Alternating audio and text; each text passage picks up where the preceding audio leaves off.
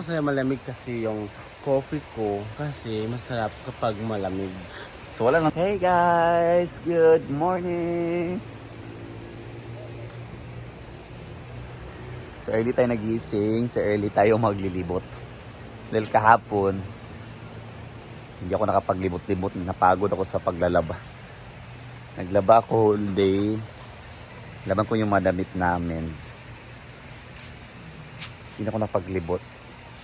So, kunti lang yung viewers ko, basta hindi talaga ako makapaglibot-libot. So ngayon, maglilibot na naman tayo. Alam ko, yan kasi yung mga request nyo maglibot-libot sa hinaguan.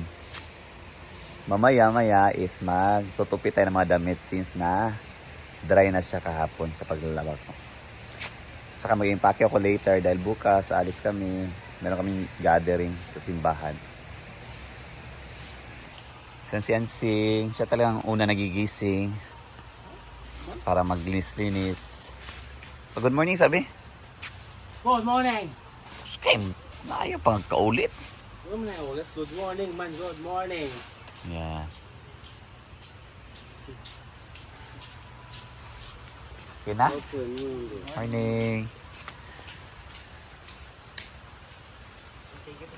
Oh, no worries. Yung mga guests namin, sila, meron kasi nag-overnight ngayon. So yan, dito naman tayo sa ilog. Guys, gusto niyo ba palagi lang nanonood sa video ko? Much better yung pumunta kayo dito na ma-experience nyo yung lugar na to. So yan. May sense ako naka-aerial view ba ganyan, no? Kita mo talagang ang the rising sun, oh.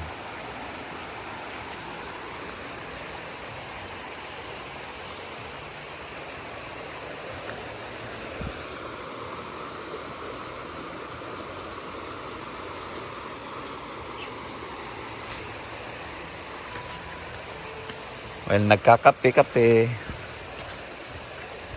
Since mainit pa yung kape ko, guys, maglilibot-libot muna ta. Mga bato, mga lalaking bato.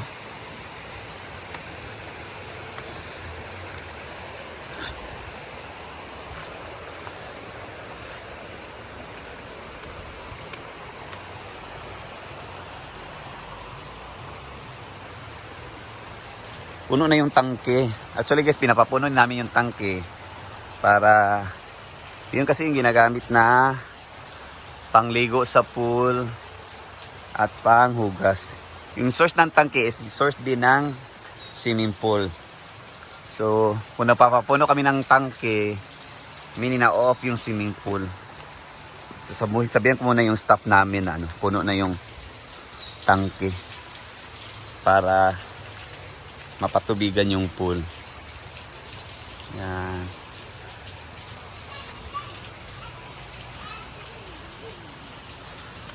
Puno na pala yung pool. Yan.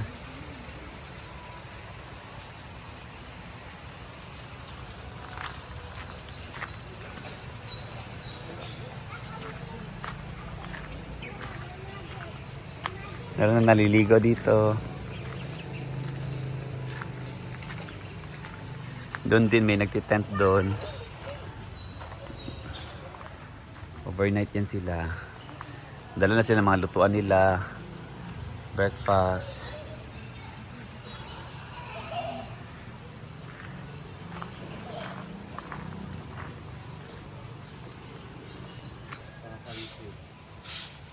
Si Yaya, kumain ng paksyo kahapon. Hindi. Gusto ko yung buong lechon. Nagkaon ka sa paksyo. Paksyo lang. Hindi yung lechon na galing sa ano talaga. Lechon din yon. Hindi lechon yun, pero pangalawang luto na yun. Lechon pa rin yon. Lechon na lang. Nagtampo kasi si Yaya dahil hindi ko siya, sana, Hindi ko na dinalhan. Humba lang kasi yung dinala ko galing sa birthday ni Masita.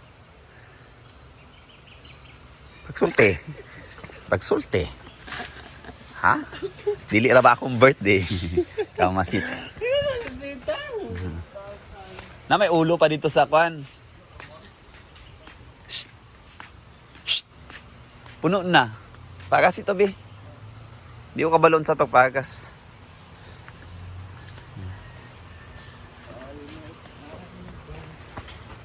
Dito natulog si Maring Mar. Si Brenda. Si Babakla tulog pa. Yan. Chuchay! Yan. Tutupiin ko pa to later. Ito yung mga nilabhan ko. Tutupiin ko pa yan.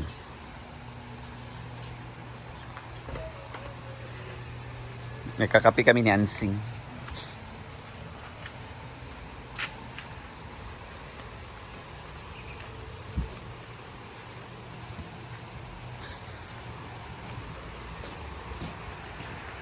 Ito yung coffee ni Ansing, grabe.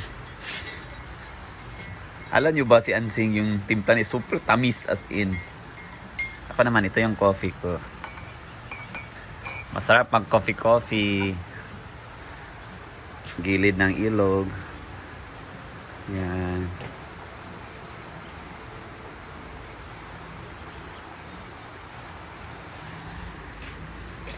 Ansing, nabugnaw na ni mong kape. Omega.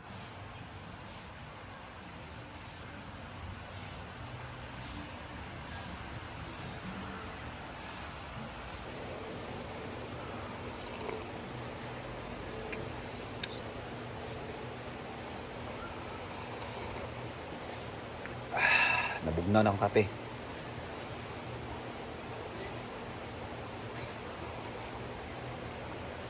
Coffee. So yan guys, coffee na well, kunting chikan. Sila Brenda, umalis kahapon. Dahil para ngayon yung show nila, ngayong gabi, so umalis sila kahapon pa. Negros yata yun, Negros. So, daan muna sa Bacolod dahil walang diretsong biyahe. So sila. Kasama na si Gwen at saka si Ma'am Gigi.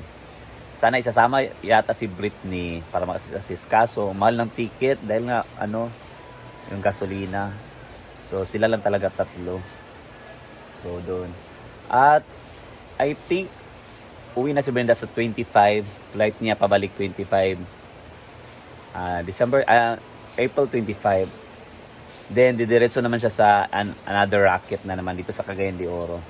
So, darating sa mga morning sa April 25. So, hindi na siya uwi muna sa Hinaguan Nature Park.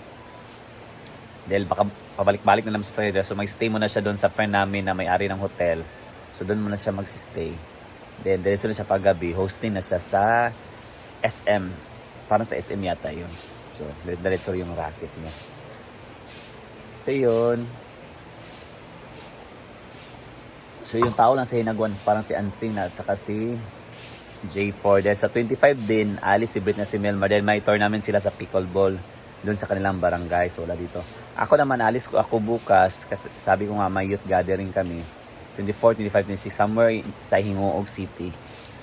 Mga 3 hours from Hinaguan to Hingoog. So, 3 araw ako mawawala. Dahil, na ako nang inasahan ng mga youth namin. Parang naging youth advisor kasi ako. Naging kuya-kuya na ako ng mga youth namin. So, ako yung mag-guide sa kanila. Siyempre, ako yung mamimili ng mga pagkain nila. Magbabudget ng food nila. So, the same time, magbablog rin ako doon. Bablog ko yung event namin. Mumay! Shhh! Shhh! Lele!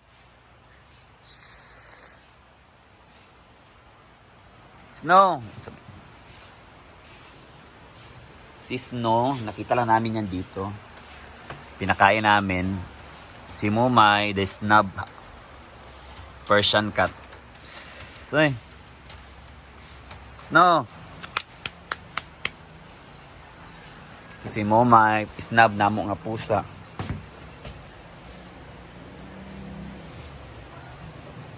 Buti okay na si Mumay.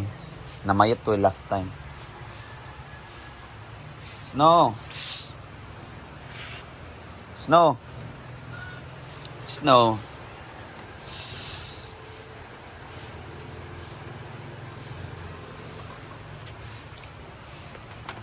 Maymay. Maymay. Psst. Mairing diriga sa mairo. Maymay. Psst.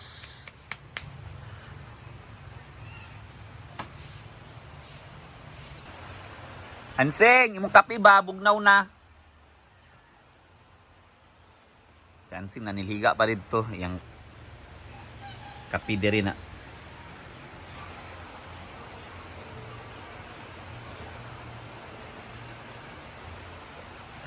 Gino kang kape ni Hansing, bugnaw na. Ako hurot na. Sa pangalaan niya. Nalimot ko sa guys, madaghan kay may iring diri. Nga nailahi. Mga lahi ni Momay nga may iring. Ano sila. And also dogs. I think wag namin napulo ka dogs and 9 cats. 1, 2, 3, 4, 5, 6, 7, 8, 9 ka-cats. Dogs din ako. Shh! Nseng! Imong kape ba?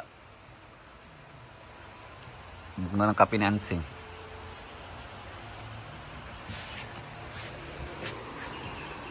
Sabi kayo magulong-ulong sa suba. Pamwala itong pamaol. That's it muna for today's video, guys. Wala video. Bye. Imong kape ba? Bugnaw na imong kape. Wala man. Gusto ko sa'yo malamig kasi yung coffee ko kasi masarap kapag malamig. So wala lang tatanay init. Tubig na lang ta. Mainit magandang Bye-bye, tubig kay guys. para mahilis din ang kape. Yan pwede ang bugnaw. Ang ano may iced coffee ba? Ice coffee kaya hinahalo din ginaganon nila yon para ma-shake Ito na, nila, ma-shake ba? Shake, Ang ilad ba shake, na shake. eh? Wow! Bye-bye, guys.